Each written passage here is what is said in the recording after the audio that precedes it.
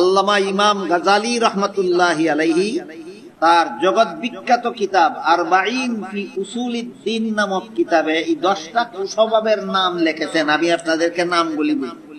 1 নম্বর কুস্বভাবের নাম কিবির, এর বাংলা হইল অহংকার।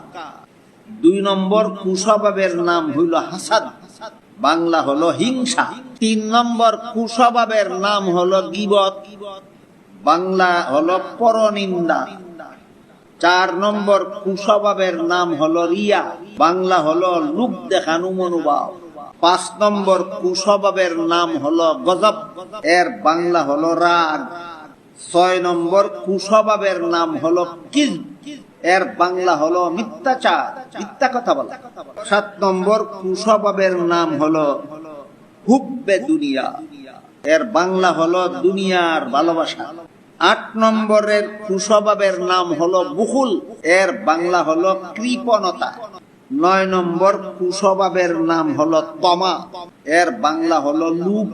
10 নম্বর কুস্বভাবের নাম হলো গুরুর, এর বাংলা হলো ধোঁকা। এই 10টা কুস্বভাব অটোমেটিকলি মানুষের অন্তরে জন্ম হয়।